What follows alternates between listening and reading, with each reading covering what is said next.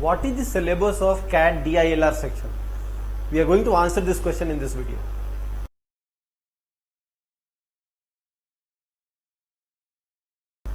So where shall we begin from? I'll take you to 2012 when CAT used to be a two section exam. One was the QA and DI part, the other was the English and logical reasoning part. Cut to 2013 and now you had a totally new kind of pattern for CAT.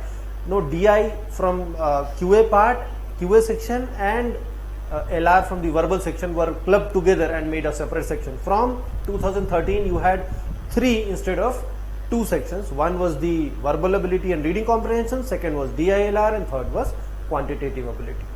So DI and LR was clubbed together. So from 2013 if you see the kind of question that used to come, say for example if you take CAT 2013, 14, 15, for the first 3 years after that change in pattern, you could see that in data interpretation and logical reasoning section you could make the distinction between a set being classified as DI and a set being classified as LR. So there was a clear cut distinction between a set, a DI set and an LR set. Okay, so in data interpretation, what was asked here? Data was given to you in the form of tabular form or in bar graph form, line graph form, pie chart or any unconventional form of representation of data. Data was given to you basically, and then you had questions based on that data. The questions type can also be broadly subdivided into three types. One is the calculation based question. So you had questions where lots of number crunching was involved.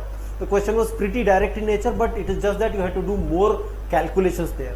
The second question was purely observation based, where if you carefully observe the pattern in the data, you could answer many of the questions. So many of the questions were testing your ability to pick patterns.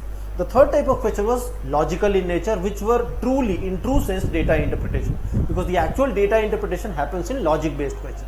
So broadly speaking, three types of DI questions were asked: logic based, observation based and calculation based. So that was DI.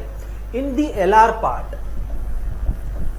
in the logical reasoning part, you had different types of questions. For example, you had seating arrangement question, linear seating and circular seating arrangement. You had grid puzzle or distribution puzzle, where a table is given to you, a grid is given to you, some part is there, some part is not there, you have to find the missing data from the information given in the set. So that was grid puzzle based question. Then you had Venn diagram or set theory based question. You also had ranking puzzles, where you had to rank certain things based on some parameter. For example, you have to rank teams based on their, say, test team ranking or ODI team ranking or T20 ranking, something like that. Similarly, you have to rank players in different categories, for example in bowling, in batting, etc. So these types of ranking puzzles were asked.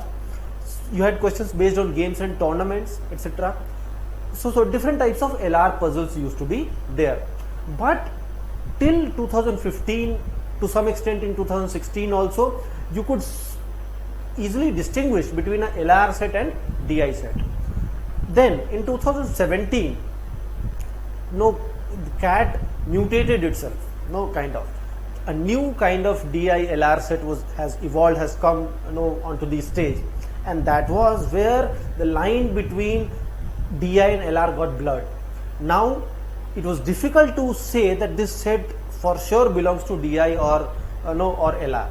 So every set had some element of DI and lots of shades of LR also. So that distinction has gone.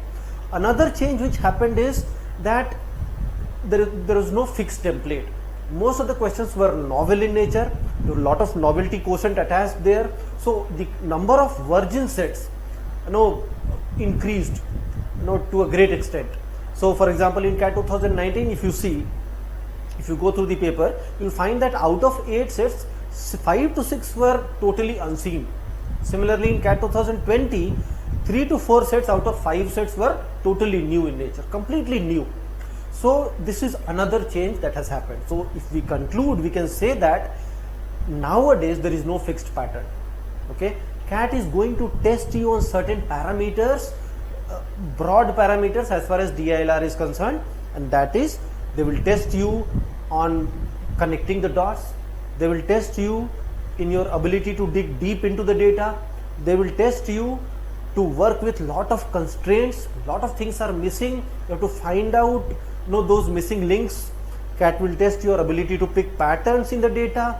CAT will also test your logical skills, how logically you are able to think through.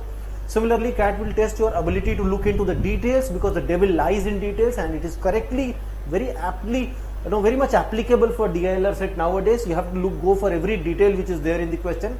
So these are the broad parameters on which CAT will test you, and they will test you on these parameters through totally new type of questions. So this is the new era of CAT. For last 3-4 years, the questions are completely new in nature.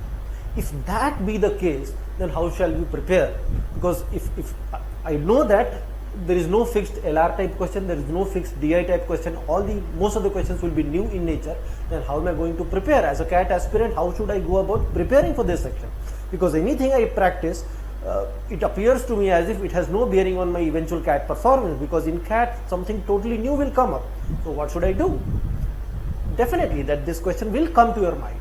It is very natural, and that is what we are going to address in the next video. How should one go about preparing for this section? Thank you guys. Cheers.